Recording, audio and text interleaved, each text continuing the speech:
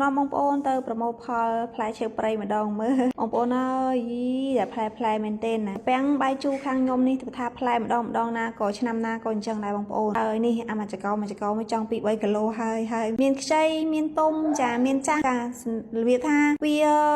មកដាក់គ្នាអញ្ចឹងណាបងប្អូនហើយខាងខ្ញុំមិនដឹងថាយកទៅធ្វើអីទេមិនដែលបានធ្វើអីសោះគាត់ថាបេះនឹងបេះយកទៅឲ្យតែល្អមើលទេបើថាឲ្យទៅធ្វើអីមិនដឹងថាបានធ្វើអីទេហើយក៏មិនដែលបានញ៉ាំអីដែរចាបានធ្លាប់តែពីតូចមិញជាងជលក់អំបិលម្ទេសញ៉ាំតិចតួចអីតែប៉ុណ្្នឹងឯងហើយនេះបងប្អូនឃើញហើយផ្លែអាខ្ចីរបស់វាដូចអាតាពាំងបាយជូរយើងទិញគេហូបបងប្អូនមើលទៅតំណងខ្លាំងមែនទែនហើយនេះមើលថាផ្លែតែចង្កោម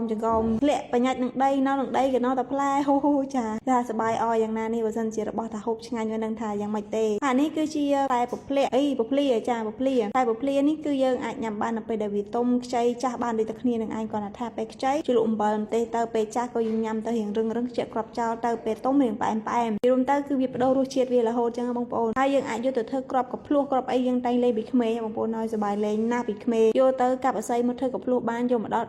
ដំហើយក៏យើងបាញ់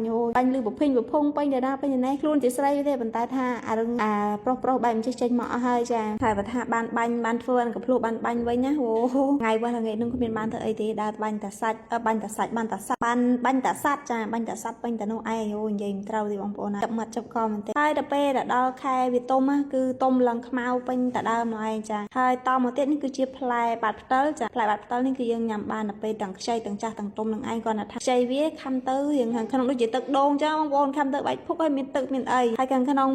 ខាងសបករបស់វាគឺរបៀបថាចាត់ប៉ុន្តែដល់ពេលវាចាស់ទុំទៅគឺឆ្ងាញ់ហើយសបកវាបងប្អូនទុំទៅក្រហមនឹងផ្អែមនេះគឺជាតាពាំងបាយជូរនៅពេលដែលវាទុំគឺឡើងពណ៌បែបម្ចាស់ឯងហើយបើថាអើយមួយចកោមនេះអើយចាលើកមកថាអូយសប្បាយណាស់បងប្អូនហើយថាដើរឃើញកុហលតែមិនដឹងថាយកមកធ្វើអីទេចាបេះមកឲ្យតែល្អមើលណែបងប្អូនខ្ញុំបេះមកដល់ចឹងបងប្អូនខ្ញុំញ៉ាំម្នាក់ពី3គ្រាប់ទៅក៏ល្មើសមើលតែមានណាតែញ៉ាំកើតអាផ្លែនេះបងប្អូនហើយដាក់ទៅក៏ល្មើសមើលហ៊ានតែញ៉ាំច្រើនក៏ហូរឈាមតាមដាតមិនខានទេចាដោយសារតាវាមានជាតិកាត់ល្មើសខ្លាំងមិនដូចអាតាពាំងបាយជូរដែលយើងទិញគេថាលក់កាត់ដូចអាតាពាំងបាយជូរយើងទិញគេបងប្អូនហើយថាមិនដឹងថាណាយកទៅណាអស់ទេបើសិនជាលក់កើតវាច្រើនហើយយើងញ៉ាំអត់កើតផងនឹងតែយកទៅធ្វើអីយ៉ាងមានតាអានតែមើលគយកុនបែបចាស់ឯងចានេះឃើញហើយសាច់ខាងក្នុងវាពណ៌ចេះបណ្ដែលថាឃើញតែនងថាឆ្ងាញ់ណាស់បណ្ដែលមិនឆ្ងាញ់ទេចាដាក់ទៅឡើងរុកមាត់ឡើងស្រាប់តែម្ដងចាហើយមើលផ្លែគេនៅតែតាក់នឹងមេឃនោះឃើញលើកមកថា